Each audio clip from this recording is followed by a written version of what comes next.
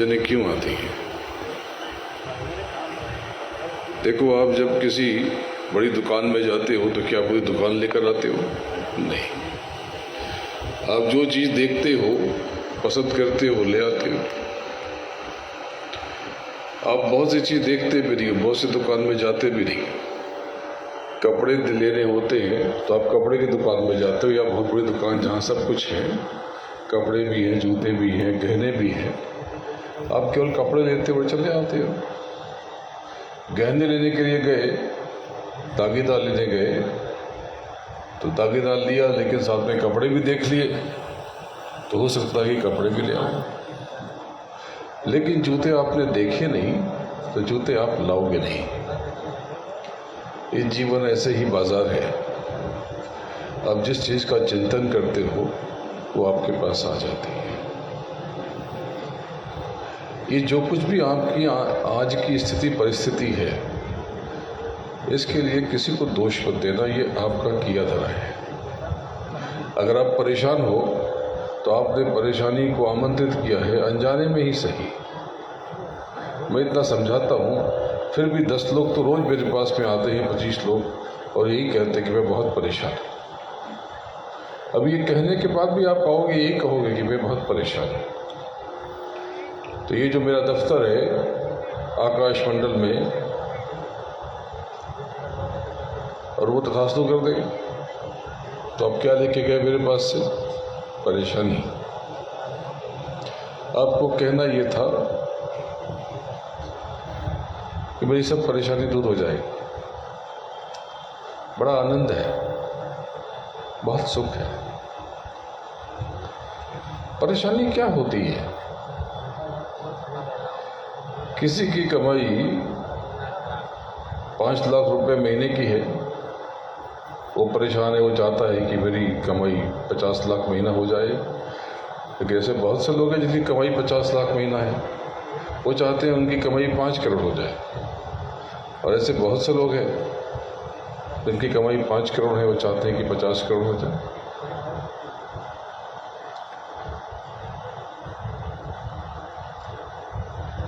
ये सब कुछ आपकी सोच का फेर है। मालिक ने, प्रभु ने इतनी दया की, ऊपर से सारे मसाले नीचे उतारे। आपको उतारने के पहले उसने पूरी तैयारी की कि आपको कोई कष्ट ना हो। ये जितने भी मसाले इस धरती पे हैं, संसार में हैं, ऊपर के मंडलों में हैं, ये सारे मसाले आपके लोक से आए हैं, धाम से आए हैं, उस राधा स्वामी दयाल के झोली से आए हैं। ये सारे मसाले उसने नीचे उतार दिए आपके लिए। पर ये आपकी फितरत है, आपका स्वभाव है कि आपको जो मिलता है आप उसका सुख नहीं मनाते।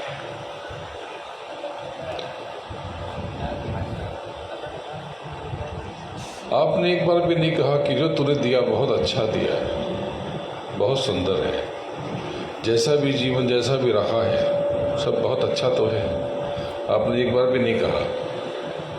हाँ, ये ज़रूर कहते रहे कि हमको ये मिल जाए, ये मिल जाए, यज्ञ में आए हैं तो ये काम हो जाए हमारा।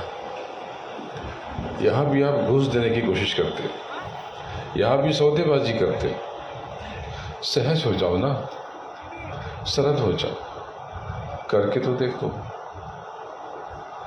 तुम अपने हिसाब से, अपनी नाप से मांगना चाहते हो, वो अपनी माप से देना चाहता है।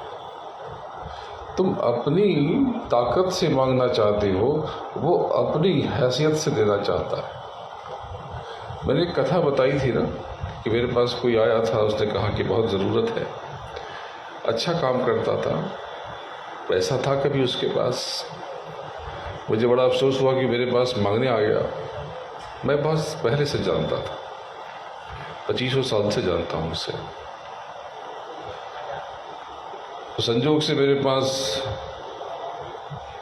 हमारे एक करीबी है, यहाँ बैठे थे, उन्होंने कुछ भेजा, तो मैंने सोचा कि ये दे देता हूँ उसको, बाद में अपने लिए देख लूँगा, क्योंकि ये बहुत पीड़ा में है, बहुत कष्ट में है। तो जो दिया था वो मैं लेकर के आ गया।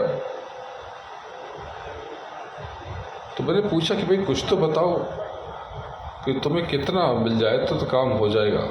बोले बस आजकल 4 दिन की बात है, 4 दिन के लिए कुछ इंतज़ाम हो जाए। हेलो। तो हमने कहा कितना चाहते हो, मैं कैसे दूँ, क्या दूँ? तो उसने जोड़ घटा के लगा कि मुझे आप 10,000 दे दीजिए तो मेरा काम हो जाएगा। मैं तो उसको इससे 10 गुना ज़्यादा देना चाहता था। मैं तो जेब में 10 गुना ज़्यादा लेकर के बैठा था। इसको मैं लाख दे दूंगा क्योंकि उन्होंने भिजवाया था, तो मैं वो पूरा देना चाहता था या जो भी अधिक से अधिक देना चाहता था, पर उसने 10,000 ही मांगा तो मैंने उसको 20 दे दिया। तो 10,000 मांगा तो उसका 2 गुना दे दिया। लेकिन अगर आप कुछ न मांगते, अब जैसे रखोगे वैसे रहने को तैयार हूँ, तो मेरी चिंता बढ़ जाती है, मेरी चिंता बढ़ जाती है। आप बोलोगे व्यवस्था नहीं है मेरे पास, तो क्या व्यवस्था कर दूं? तो आप कहते कि आप जो चाहें वैसे करें, ऐसे भी ठीक है। तो मैं जिस तरह के गद्दे पे सोता हूँ वही गद्दा मंगवाऊंगा आपके लिए। तो लेकिन आप बोलोगे नहीं मुझे बढ़िया चटाई चाहिए, तो मैं चटाई दे दूंगा। आप समझो, पहली चीज़ यहाँ से जाना, तो ये जो दुखी होने की और क्लेश करने की आदत है, शिकायत करने की, इसको छोड़ के जाना। शिकायत मत किया करो, मेरा ये नहीं हुआ, मेरा जीवन ऐसा ही है, जब से पैदा हुआ हूँ संघर्ष कर रहा हूँ, ये सब मत कहा करो। इसका आकलन करो, मुआयना करो कि गलती कहाँ हो रही है तुमसे। न समझ में आए तो गुरु से पूछो, बड़ों से पूछो कि मुझसे कहाँ भूल हो रही है, और बैठ करके आंख बंद करके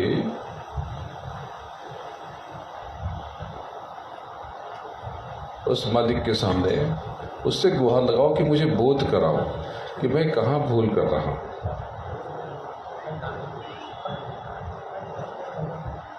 मेरे किस कर्म से ये बाधा आ रही है, तो मैं उस कर्म को सुधार लूँ। बाधा रहे न रहे, मैं कर्म को ठीक कर लूँ।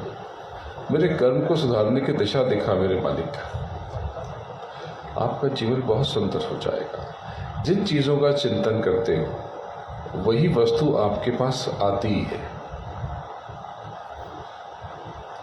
हमेशा चिंतन शुभ करना, अच्छा करना, शत्रु के लिए, विरोधियों के लिए, प्रतिद्वंदियों के लिए भी बहुत नेक सोचना। ये जो पूजन कराते हैं ओम दहु शांति ओम दशम शांति पृथ्वी शांति, अरे सब शांत हो जाए तो हमारा क्या होगा? हमें इससे क्या? हम कहते कि मम शांति मम शांति मम शांति। नहीं, जब आप सबकी शांति की कामना करते हो तो शुरुआत आपसे होती है। मांगना ही हो तो सबके लिए मांगो, खुद को छोड़ दो। अगर मांगना ही चाहते हो तो आप प्रभु से प्रार्थना करो कि सबको सुखी करे, सबका जीवन विलक्षण करे, सबका जीवन में शांति बरस जाए, हर कोई सुख समृद्धि और शांति से परिपूर्ण हो। मांगना ही है तो सबके लिए मांग। अपने लिए मांग के छोटे हो जाते हैं, अपने लिए मांग करके बहुत छोटे हो जाते हैं। बोलो जय गुरुदेव। तो अभी हम लोग अभिषेक करेंगे। आपको बताया कि अभिषेक बाहरी है। ये जब अभिषेक हो तो आपको ये अभिषेक करना है, लेकिन आपको दोनों आंखों के मध्य अंतर में अपनी श्रद्धा से, अपने भाव से, अपने प्रेम से उस प्रभु के चरणों में, सदगुरु के चरणों में, उस मालिक के चरणों में आपको अभिषेक करना है। खुद को समेटने की कोशिश करो। संसार में बिखेर दिया है तुमने, खुद की ऐसी की तैसी कर ली मालिक का अंश होकर के। बहुत बड़ी ताकत हो लेकिन सब व्यर्थ हो रहा, जीवन खराब हो रहा। तो ऐसा करो कि जो होता है उसे होने दो। संसार में रह के इससे परे रहो, इस पर लिप्त मत होना, सहज रहो। सारे काम होंगे। जो चाहो मिल गया तो बहुत अच्छा, और जो नहीं मिला तो और उत्तम, क्योंकि ज़रूर उस मालिक ने, प्रभु ने मेरे लिए इससे बेहतर सोचा होगा। ये मेरे लिए ज़रूर ठीक नहीं होगा। बोलो जय गुरुदेव। जय गुरुदेव। जय गुरुदेव नाम किसका, प्रभु का। जय गुरुदेव नाम किसका, प्रभु का। गुरु महाराज के चरणों में नमन करता और आप सबको प्रणाम करता।